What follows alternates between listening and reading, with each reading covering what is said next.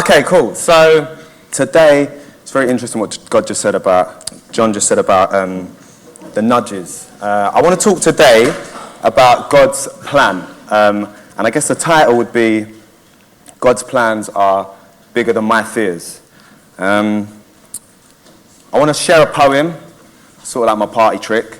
But yeah, let me do the poem and then we'll go from there. I've had some of my fears for nearly 25 years. Seen my mother cry tears. Wishing I could be like some of my peers. Just a normal guy, not the one that's quite weird.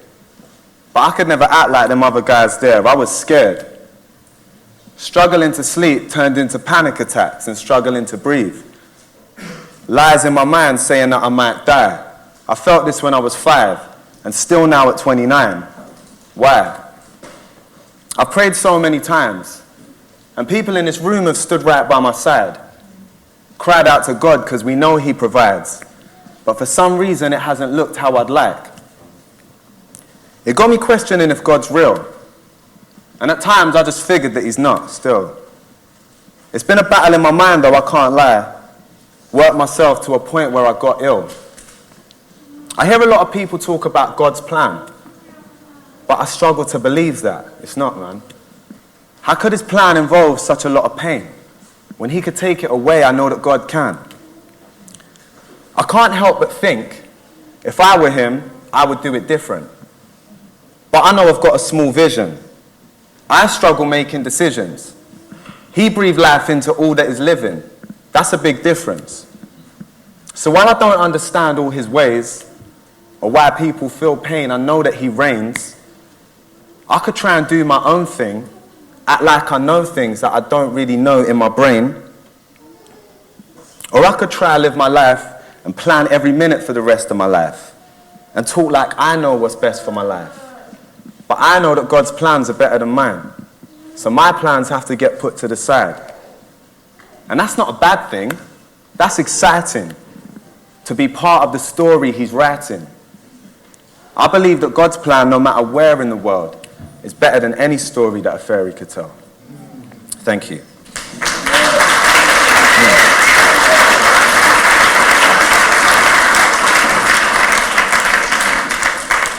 So I've recently been challenged by the way in which God works. For a long time I've been quite confused by certain things that I've struggled with in life, and I've just not really been able to understand why God couldn't just take away those things that I struggle with. I've also spent a lot of time worrying about making the right decisions or feeling like I've made the wrong decision in the past about things. And sometimes I found that clarity a little bit hard to work out.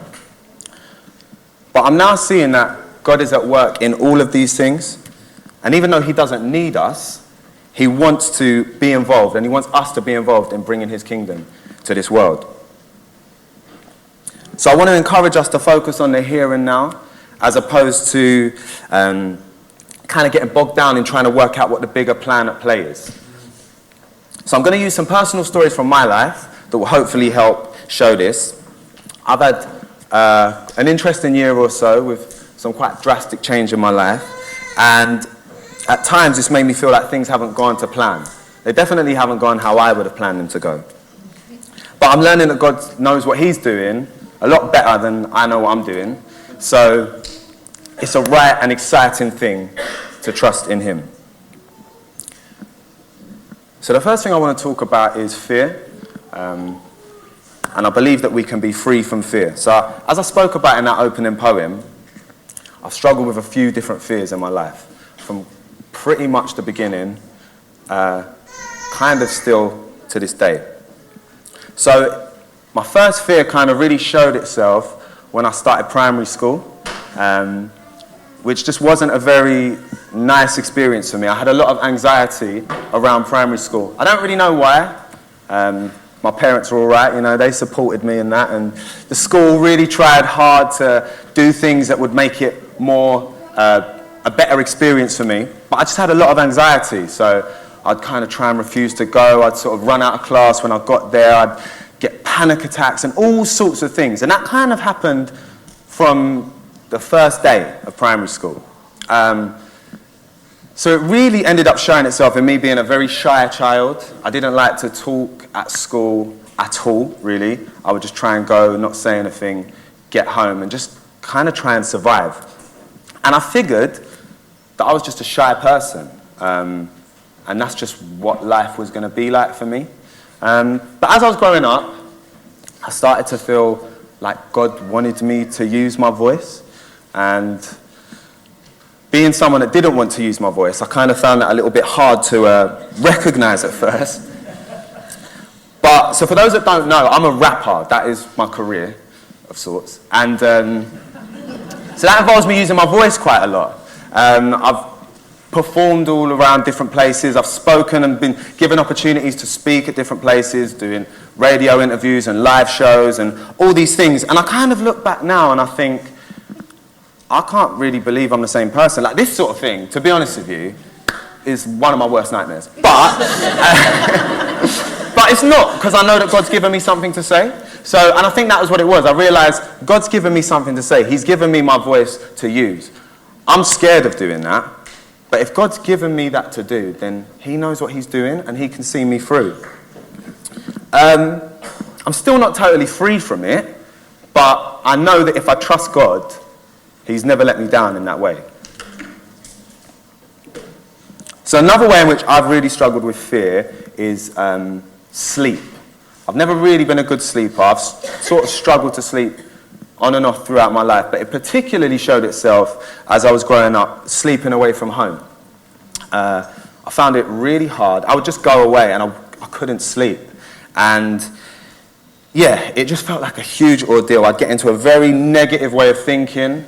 I'd feel sleep deprived, feel really tired, feel really down, get a bit sick, feel like, and my mind would end up taking me to a place where, it sounds a bit crazy, but I'd feel like, right, you're going to go away, you're not going to sleep, you're going to get sick, and eventually you're going to die, because if people don't sleep, they die, you know? And it sounds a bit crazy as I say it out loud, but it feels very real at the time. Again, the life that I've chosen, particularly in terms of what I feel God's given me to do as a career, has involved me traveling a lot more than I probably would have needed to if I had just picked a normal job. So yeah, I found that quite hard, but again, I've known that God, this is something that God has for me. So I've traveled to like a few different countries to do performing and go for music studio sessions and traveled around the country and done different bits and bobs. And it's been pretty difficult, if I'm honest. It's something that my family and people in this church have stood with me in prayer ever since I can remember, really. And I haven't necessarily been freed from it, as I'm saying, in the way that I hoped God would free me from it. And in many ways, I've really struggled with that. Just trying to work out, God, why? You know, I feel like if you're giving me these things, can't you just make it a bit easier for me? And I've struggled to understand how that could be part of God's plan. But there's ways in which God's shown me that he knows what he's doing and he's got it under control. So I think of the story of Joseph in the Bible. I'm sure most of us would be familiar, but a quick overview of Joseph. So he was sort of one of 12 sons. He was his dad's favourite son, gave him a nice Technicolor dream coat and that kind of thing, and he was a little bit arrogant with it, but he kind of knew that he was the favourite. And his brothers, they weren't really fans of him because he was the favourite, so they wanted to kill him. But then they decided that's probably a bit too far, so they just sold him into slavery instead. So he got sold into slavery in Egypt. And obviously, it's a long story. He goes from eventually being a slave and a prisoner in Egypt to becoming the second in command in Egypt, only below Pharaoh. And then the story goes on, so he's kind of drifted from his brothers, and there's a famine in the region, and he's kind of in charge in making sure everyone doesn't starve. So his brothers go to Egypt for food, not thinking about him, but there they find him. They're obviously really worried. And I'm just going to read a little bit from Genesis chapter 50, verse 19. So they've obviously seen Joseph thinking, oh, we sort of sold him into slavery, he might not be very happy. So verse 19, it says, but Joseph told them, don't be afraid of me. Am I God to judge and punish you? Verse 20, as far as I am concerned, God turned into good what you meant for evil. He brought me to the high place I have today so I could save the lives of many people. So that bit in verse 20 where he says, what you meant for evil, God has used for good. I kind of feel like that with this kind of sleep thing, and I feel like it's something that the enemy would really have wanted to kind of hold me back and stop me from doing what I feel like God's called me to do, but he's using it for good. So I'm just going to share a couple of examples of when I've been away recently. So a couple of months back in April, I was part of this tour. So I was going on a tour it was around the UK at first, and then we went to France, and then we were going to Germany. And I really like seeing new places. Like, I like traveling. I just know that sleep is going to be hard for me. And at times it feels really worrying. At times I'm just like, it is what it is kind of thing. But so I was leaving to go to France on a Friday. So we were going to do a gig in Lyon in France and then Strasbourg. So the gig in Lyon's Friday, we go to Strasbourg on a Saturday, back to England on the Sunday, and then off to Germany a couple of days later. So it was the Thursday now, the day before we were going to leave. And what was going on? I'd just gone to get my hair cut, so I was feeling quite good about myself. And I'm driving home thinking, right, I need to pack, because we were leaving early and that kind of thing. And a few things happened, and suddenly I just had this feeling of like complete fear. I had a bit of a meltdown, if I'm honest. I'm driving along, and I just had this feeling of, you can't do this. You're 28. You're 28 now. You still struggle with sleeping. Just give up. Just get a normal job. Why are you putting yourself through this? You can't do this. And I started breathing heavy, and I was in a bad way, to be honest. I was in a bad way. I called my mum, as I usually do, and she prayed with me, and I still don't really feel any better, to be honest. Sorry, Mum. But, and I was just like, right, I've got to cancel this. I can't go on this trip. Why am I putting myself through this? In the meanwhile, practically, I was seeing like there was reasons why I could get out of it, because France had decided to do a national train strike that weekend, yeah? And we were going to be getting a train from Lyon to Strasbourg, but it got cancelled. Well, no, actually, I got an email and they were kind of saying, yeah, it might be cancelled, it might not, good luck kind of thing, effectively. So I was like, oh my gosh, I can't go to Lyon and not know how I'm going to get to Strasbourg. I looked to see if we could get a plane, we couldn't do that.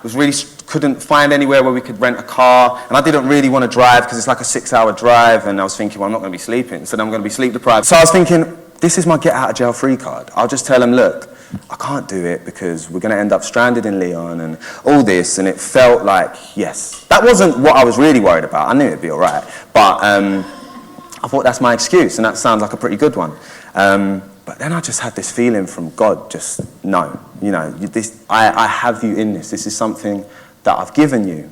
So I decided to go, and, oh yeah, another point. So when I do go away for work, I like to book everything. I like to know exactly where I'm staying. I like to control it as much as I can, basically, because it's like, okay, well, if it's going to be hard, I'm picking the hotel I'm staying in, that sort of thing. But with Strasbourg, they hadn't given us any details. We knew the venue, but that was about it. They said accommodations provided and all these other things, but I would have much preferred to book my own thing. So I was really worried. No one really kind of knew that, but I was really worried about that. So anyway, I decided to trust God, and I went. And Lyon was great. I mean, it was really cool. We got to Strasbourg. We rented a car in the end. It cost me a lot of money, which I prefer not to talk about. But got to Strasbourg, and then I can only describe it as, it was just one of the best experiences of my life. Like I said, we didn't know where we were going, didn't know anything that was going on. And so I travelled with my friend Fred, who's also my DJ, and he's just cool. He's just nonplussed, but he's sort of my manager as well. So I'm like, what's the details? And he's just like, yeah, I don't really know. So we get there, and then we meet these two women who were like the promoters for the gig. It was really random. They met us, and then it was like, they just looked after us. So, for example, I kind of have stomach issues from time to time. So at that time, I wasn't eating any meat. I was just eating fish. So I get there. They say they prepared this meal for us, which I've never experienced before. I don't know why they prepared a meal for us. But they'd got local fresh trout, and they'd cooked for us, and they prepared this thing. It was just one of the best meals I've ever had in my life. And then I kind of said, so did the gig was fine, and then I was kind of like, where are we staying? And this woman said, you're going to stay at my house. I thought, this is really strange. So we get to her house, and it's a nice house, but I was kind of like, so where are we staying? She said, you're going to sleep in my room. I realise how that sounds as I say it. She didn't sleep in the room, all right? So she gave me a room. It was one of the best nights of sleep I've ever had. I woke up in the morning. We had to get an early flight out, and I woke up in the morning. I went into the kitchen, and this woman, I don't know where she slept, but she's squeezing oranges for like fresh orange juice. She's got coffee brewing. She's gone out and got all these baked goods. And trust me, I've done a lot of gigs, and I've never experienced treatment like this in my life. But it just felt like at that moment, as I was eating my croissant, I just felt like God was just telling me, look, Nick, I know what I'm doing. You know, I couldn't, if I'd have tried to plan that, I could never have planned it anywhere as near as good as God did. And it was just such a reminder that if you step out, trust that I will provide. And like I say, not every experience has been like that. I came back from France feeling really good and feeling really excited by what God did. I went to Germany a few days later. It was quite hard. There was no fresh trout anywhere. So God hasn't made it all miraculously perfect, and I'm still working through it, but I know that there's no better place to be than where God has me to be. So I have to kind of step out and do these things. That sometimes involves me making a decision that I really don't want to make, and especially when my present reality is kind of telling me otherwise. But I'm seeing the fruits of that. Like I say, I still face the challenges. Maybe he'll release me from it completely one day. Maybe he won't, and he'll just give me the grace to kind of get through it each time. I don't really know, but I do know that I want to be where God has for me to be. So that was Leon and Strasbourg. And then about a month ago, I was in Istanbul. So I was in Istanbul for about 8 days, and I was there to do a trip working with these music producers out there. Now, I slept really well out there. That was really great. And Istanbul was just a really nice place. But anyway, so Istanbul is a massive city. It's got about 15 million people officially, a lot more unofficially. When you compare that with London, which has 7 million people, it's a lot of people. And it's a huge area as well. So I'm staying in a particular area in Istanbul, and I've been going to this cafe every morning to have my breakfast and whatnot, little red berry smoothie and stuff. But so one day I was there, it's probably about the 4th day, I walk in, and I remember I was telling Jamie about this the other day. I remember looking in the mirror as I was leaving my hotel, and I looked terrible. I was wearing dodgy vests, dodgy shorts. I looked like a real tourist. And I remember kind of saying, no one knows you here, it's fine. And so I walked into this cafe, and then someone started shouting, Nick, Nick. And then I looked, and someone's walking towards me, and I recognize him, but he's walking towards me so fast, I can't really work out who it is. And before I know it, he's like hugging me. And then I remembered it was this boy that I went to school with. This boy called Ali.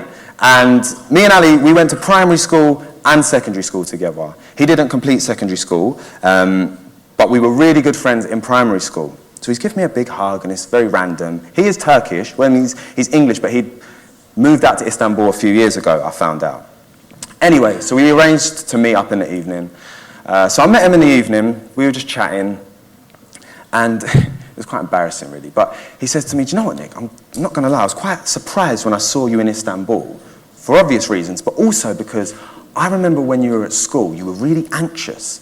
And I remember when we went to the Isle of Wight in year 6, and I stayed in a chalet with you, and you cried the whole week. Because you couldn't sleep. And part of me thought, I would have hoped he'd forgotten that by now. But I was like, yeah, that is true. And at that point, I just felt like I heard from God, and God said, tell him what I've done for you. And we had a long chat. I told him all about what God's brought me through. I shared the gospel with him. He remembered that I was a Christian, but we had a really good chat. And I don't think that story's finished. We've reconnected. He lives in Istanbul. I will be going out there again. But that was just another way in which God was just letting me know my plan is bigger. I know what I'm doing. And at that point, it really felt exciting. And all those sleepless nights actually felt worth it just to have that conversation with him. At that time, anyway. So, yeah, that's that.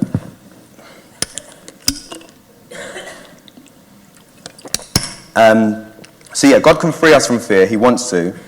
And it might look different for different people. I don't know. Some people might just get freed. Some people might be a longer process. But God is definitely with us through the whole thing. Next thing I want to talk about is God talking to us. I know that God communicates with us. I've personally never heard the audible voice of God.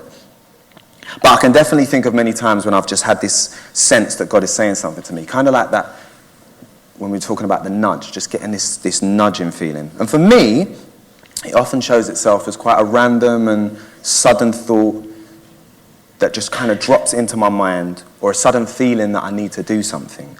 There's loads of examples of this in the Bible, of God talking to people. In Acts 8, it describes Philip, who's one of Jesus' disciples, as walking along, and then he hears the Holy Spirit say to him, go and walk beside that carriage. So he does. And then it results in him meeting this eunuch, chatting to this eunuch, and leading this eunuch to Jesus. And it just said, yeah, the Holy Spirit said, go and walk beside that carriage. He did it, done this, and this thing happened. And I kind of read that and I think, is it that easy? Is that easy? And I guess the challenge to myself and us here is, yes, I think it can be. It took me quite a while to recognize God's voice. And it's something that, if I'm totally honest, I have ignored quite a few times. But the reason that I was ignoring it was because I was coming from it from a place of fear rather than out of faith and excitement at the fact that I feel like God's talking to me, and just the excitement of being involved in God's plan in some way. It always just felt like a huge burden whenever I got this feeling. So one of the first times I can remember this feeling like I was getting a nudge from God, or I was hearing his voice, was when I was in year 10 at secondary school. So I was about 14, I think. I grew up in Waltham Forest and went to secondary school over there, which when you're like 14 feels like a completely different country. And at the time there was a monthly event going on in the youth group. So I've been part of this church since I was born. There was a monthly event going on in the church youth group that I was a part of called The Zone. And I felt a nudge from God to invite a specific friend from school to The Zone. Now, the friend is my friend Matthew, who was my first ever friend, actually. We've been friends since nursery, so since we were about 3 or 4. And he was just a cool guy. He was like one of the most popular boys in our year, and we were mates. He was a cool guy. He'd been to my baptism. He knew I was a Christian and different stuff. But at this time, I really felt like God was telling me to invite him. But that felt like really bad news to me at the time, to be honest. Because he was so popular, and I was quite insecure and I cared a lot about what people thought. My friends at school were quite different to my friends at youth. So just in terms of the type of music that they listened to or the way that they dress. And these felt like really big things for me. So I was like, oh gosh, Matthew's going to come. He's going to think I'm a weirdo. He's going to come back to school and tell everyone I'm a weirdo. I'm going to be a social outcast and all of this. It felt like a big deal at the age of 14. So I was like, well, do you know what? Me and Matthew are mates, but I don't usually get one-on-one time with Matthew. So if that opportunity presents itself in the week, I'll do it. Then we just kept getting times where it was just me and him. I remember like one lunchtime, literally all my friends got put in like exclusion or something, apart from me and Matthew. So we're like walking around, I don't know what 14-year-old boys talk about, but we're probably not even talking, we're just walking around, and I could just feel like God's telling me to invite him. And the truth is, I never did. I never invited him. And it was because I was scared and I was thinking very selfishly. And I often think, what could have happened if I'd have invited him? He could have said no. He could have come and thought I was a weirdo and told everyone I was a weirdo. Or he could have come and it could have changed the trajectory of his life. I'm still in touch with Matthew. I spoke to him a couple of weeks ago. So again, I don't think God's done with that story. And I don't think that was his only chance. But I know that God wanted to involve me at that point, and I was too scared to do it. One more story from school. So then there was another time, probably about a year later, I think I'm about 15 or 16, and we're kind of coming towards the end of school, and a boy gets moved into my form because he was being picked on in his form, and he just wasn't having a very good time with it. I didn't really think much of it, because form's like 10 minutes a day or something, and I had my friends, I was good. So I just carried on, and then again, I felt like God telling me to befriend this boy. And I really was like, oh gosh, here we go. Because he was a nice kid, but he didn't make life easier for himself at school, so he was quite annoying. But I felt like I heard from God. Again, I was like, well, I only see him in form for like 10 minutes a day or whatever. You know, if I see a bit more of him, maybe I will. And slowly he started getting moved into all my classes. So it was like, oh, okay, so he's been put next to me in sociology, or, all right, I'll sit next to him in science. I couldn't escape him. And honestly, I ended up being friendlier to him than everyone else, but I didn't, like, befriend him. And again, I think about that. Now, he's someone, actually, that has seemed to pop up in my life at random times. So he lived in Walthamstow, I think. I think he lived in Walthamstow. And I had finished school, moved over to Goodmayes with my family. And like I say, Goodmayes to Walthamstow at the age of 15, 16 does feel like two different countries. So I didn't figure I'd really be seeing him again. I thought, I heard from God, I didn't really do it. Whatever. I started going to sixth form at St Edward's in Romford. And I remember one time I walked into the common room, and he was just standing there. And I was like, what are you doing here? And he didn't really seem to know what he was doing there. It was really weird, actually. Like, it was really weird. Because he was like sort of with this girl, but they didn't seem to know each other. It was really strange. Anyway, I had a little chat with him, you know, how you doing, whatever. We reconnected at that point. We started chatting a little bit, and I remembered what God had been saying. So we sort of stayed in touch. And then a few years passed to about 5 years ago, so about 2013, we're friends on Facebook. That's what it kind of came down to. We were just friends on Facebook. He was one of these people that would put up quite interesting statuses, so he was quite interesting to be friends with on Facebook. But then one time I read a status, and it said, he said something along the lines of, I'm stuck in New Zealand, I've run out of money, I've run out of food, I don't know what to do, can someone please help me? And I read that, and I just thought, oh, what a wally. And just carried on with my life. And then I was driving, a few days later, I was driving to the studio at the time, which was in Tottenham. So I was driving, and I had some music playing, and I felt like I heard from God, and it was just, you need to buy this guy a ticket home, plane ticket home from New Zealand. And I didn't like the sound of that, so I turned up the music a bit louder, just kept driving, and just really, really tried to forget about it. And I did forget about it for a few days, and then it came back to me. And then I think I said to my mum, like, Mum, I think I might have to buy a plane ticket for this guy. So she encouraged me to speak to Phil before I went and spent all my money. Phil's kind of who I chat to. So I went and chat to Phil. I thought, oh, maybe Phil can talk me out of it. And he was kind of like, well, if you feel it's God, you know. He's like, I'll chat to John. So I thought, yes, John will talk me out of it. And I went to see John, and I kind of said what I thought, and John said, if you feel it's God, then you know what to do. At this time, I didn't really have money for a ticket from New Zealand spare. I was about 22 or 23, I think, and I hadn't made my millions from music yet. That's a joke. And so I remember looking at the plane ticket, and plane tickets from New Zealand to England are really expensive. And but I knew that God had told me to do it. So I bought the ticket. It's quite a lot of money, definitely not money that I really felt like I had spare at the time. And so I told him, I said, look, I'm going to buy you this ticket.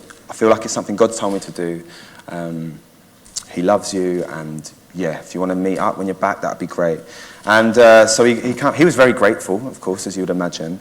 And that was about 5 years ago, and I haven't seen him since. He lives up north, but we still chat quite a lot.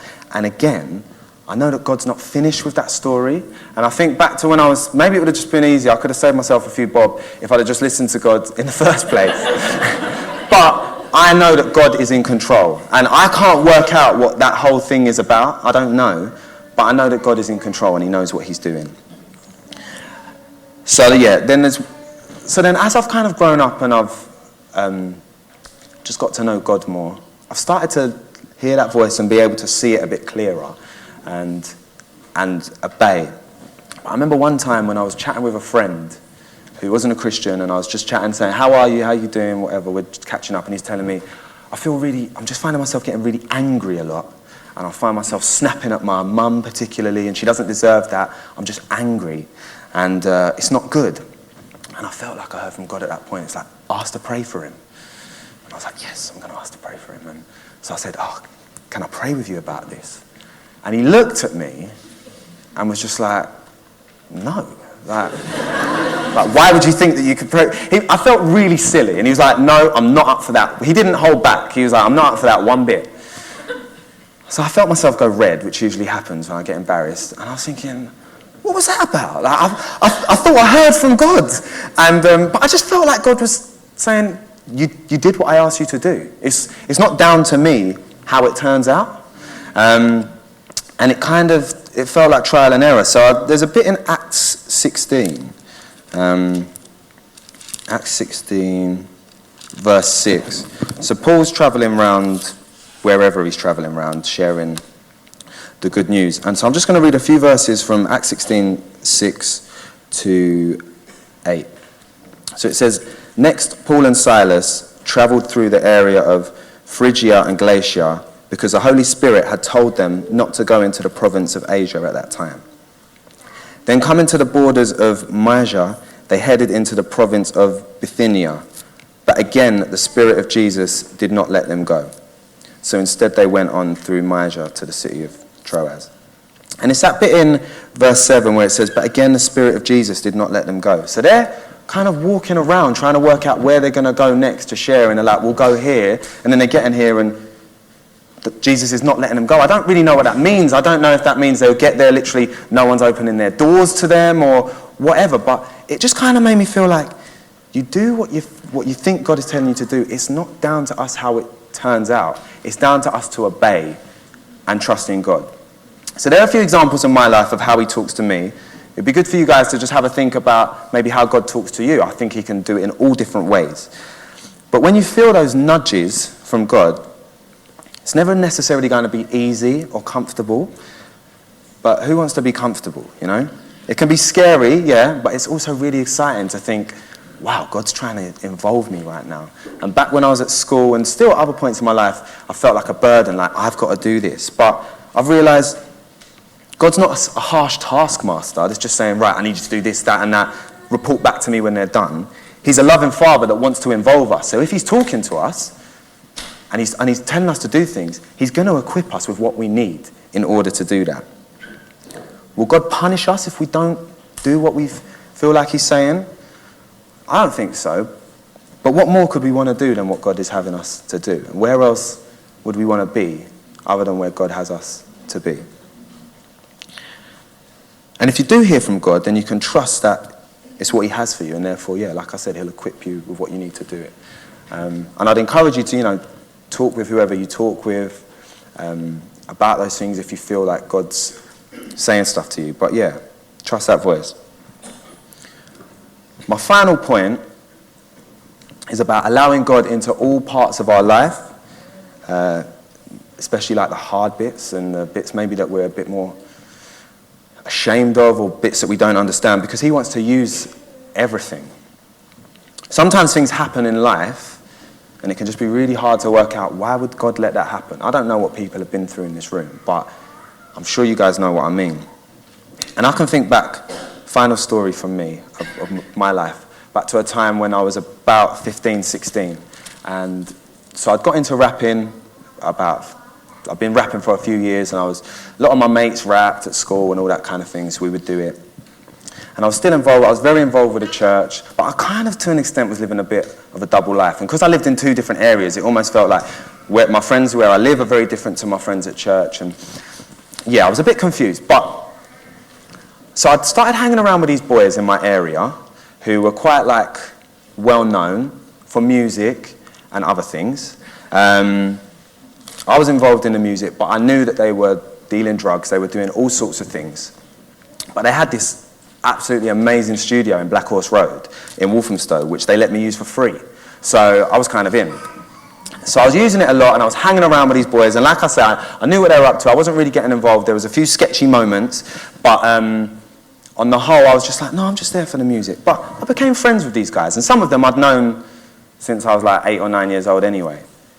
And it got to a point where one of the guys, who was a few years older than me, and he was kind of like a bit of a big brother to everyone, he would take me to the studio, get me food, all this kind of thing. He was murdered. And it was to do with really silly things, actually. It was to do with a kind of music, gang-related feud, and he was shot.